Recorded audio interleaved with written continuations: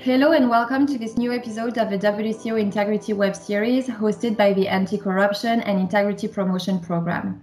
As you know, our purpose here is to invite customs experts from around the world and shed some light on issues relating to integrity in customs. This week, we will discuss the links between gender and integrity, and to do so, we have here with us today Joanna Törnström, WCO lead on the topic. Hello, and thank you for the opportunity to discuss this important and interesting topic.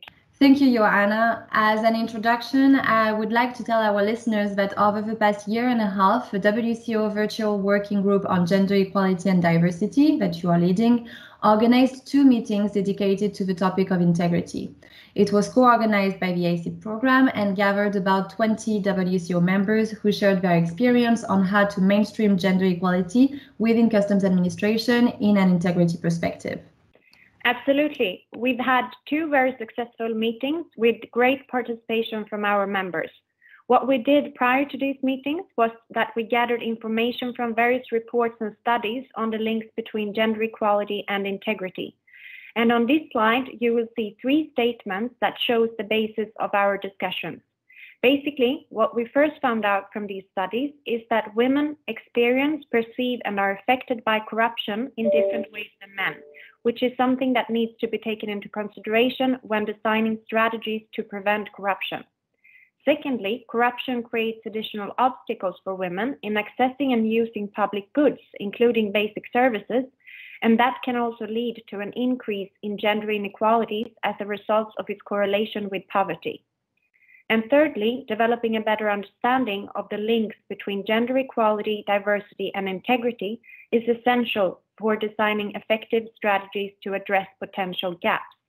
This being said, we are of course aware that there are a lot of other concepts and ideas around the topic of gender and corruption, some that are valid and others less so.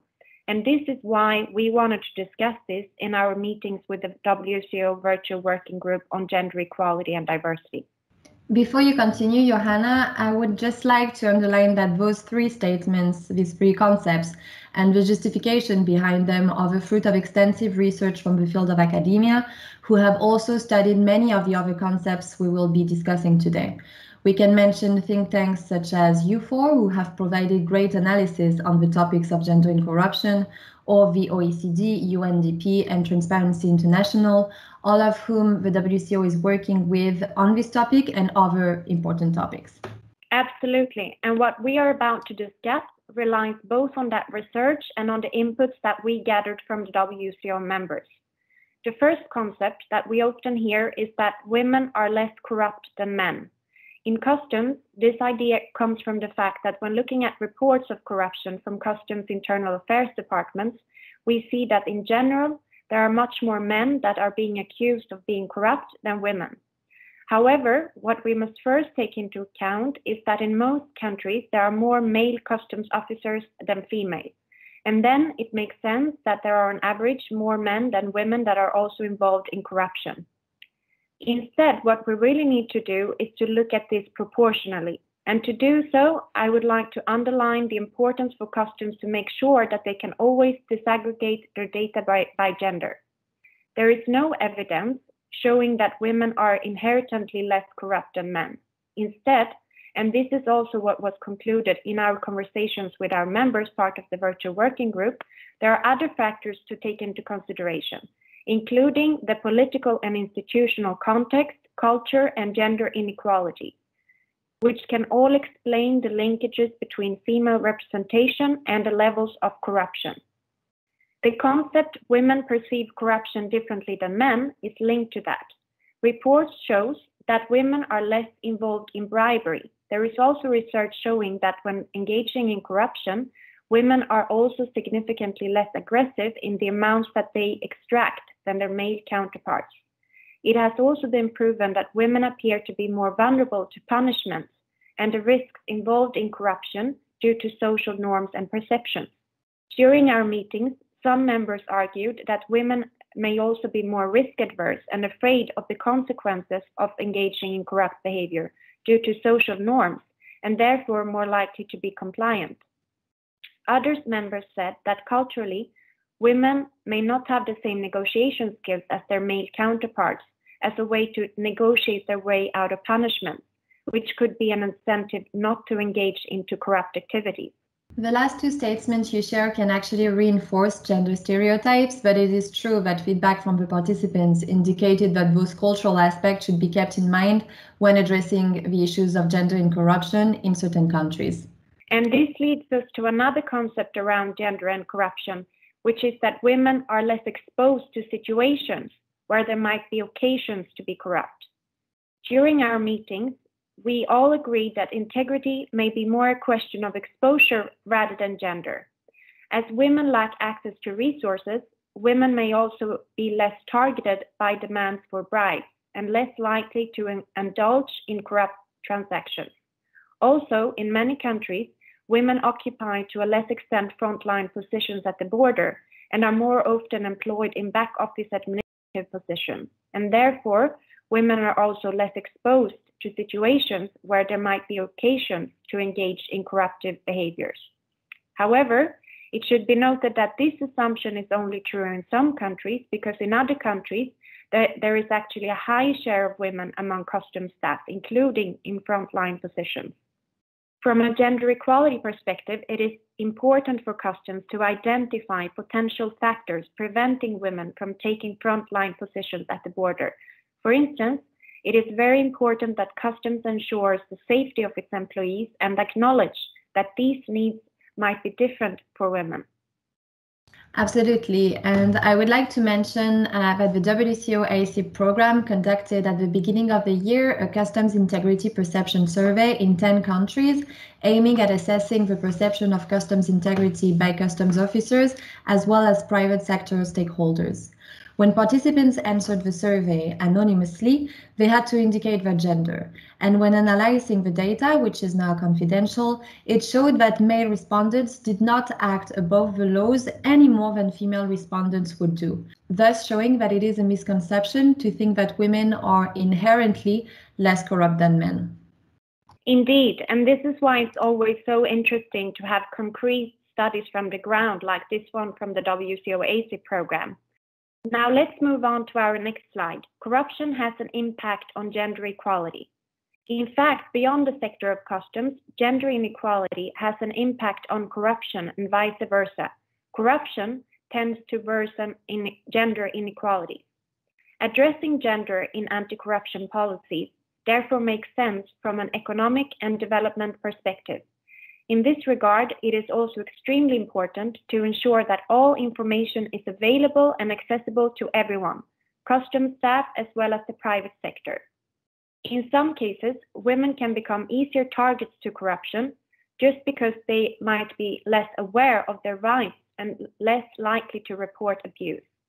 It is therefore very important that customs make sure that information is available for all, and that all stakeholders, regardless of their gender, have access to the necessary knowledge or means to report corruption or to file complaints.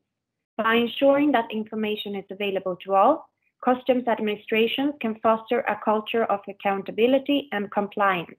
Finally, moving on to our last gender and integrity concept, women and men are not subject to the same type of corruption. Actually, reports show that women are to a higher extent subject to other forms of corruption, including harassment, sexual assault, and violence. These acts often go unpunished as they are associated with a lot of shame and in most cases not recognized as corruption. Thank you for all of this, Johanna. Now let's move to the second part of our episode, how customs can integrate a gender perspective in their fight against corruption. To do so, you relied on two very important tools of a WCO to promote gender equality and integrity, the Gender Equality Organizational Assessment Tool, GOAT, and the revised Arusha Declaration. Exactly. Basically, we looked at several key factors of the revised Arusha Declaration, which focuses on integrity and ways to promote gender equality, which is with the support of the WCO Gender Equality Organizational Assessment Tool. Starting with the key factor from the revised Arusha Declaration, leadership and commitment, it is indeed key to have a strong commitment from senior management to promote both integrity and gender equality as cross-cutting enablers and also to implement gender mainstreaming holistically within the administration, promoting an organizational culture building on strong values such as transparency and fairness. Regarding transparency, and coming back to the conversation we had earlier, the importance of ensuring equal access to information was certainly something that was identified as key among our members when it comes to promoting both integrity and gender equality, both with regards to internal information within the organization as well as external information targeting the public and different stakeholders. This can sometimes include making proactive efforts to ensure that customs reach out to certain groups of the society. And several of our members have showed creativity in this regard, developing new innovative ways to reach the public, for instance, via mobile applications and engaging in online platforms. Moreover, human resource management is another important factor when talking about integrity and gender, mainly because there is so much that can be done. Our members mentioned, for instance, the need to have clear human resource management policies, recruitment based on merit, to provide equal access to training, equal rules on penalization, etc. There are different examples of how this can be implemented, and as the context varies a lot depending on the countries, there is no one model that fits all. However, the essence is to ensure fairness in recruitment, career development, and salary setting, for instance, while having clear and transparent policies in place. The revised Arusha Declaration includes 10 key factors, but unfortunately we do not have the time to mention them all here in order to connect them with gender mainstreaming. The last one, however, relationship with the private sector, is a very important one. It is indeed very important for customs to consult broadly with various stakeholders, including with associations representing the interests of small and medium enterprises, as well as women traders in those countries where such association exists. It is equally relevant to provide access to a complaints mechanism which can be accessed by anyone. Also, as previously mentioned, it is important that customs make sure that all stakeholders have equal access to information on customs policies and procedures. And this sometimes involves taking proactive efforts to engage with different groups of the population. This can be done through consultations and collaboration, for instance. In this regard, some of our members have carried out specific trainings targeting women traders and others targeting persons with disability. Thank you for all of this, Johanna, and for taking the time to record this episode with us. I know you have a lot of work with the WCO Gender Equality and Diversity portfolio. It means there is interest from our members, and this is very encouraging for the future of customs. Thank you everyone for listening to this new episode, and we'll see you soon. Bye.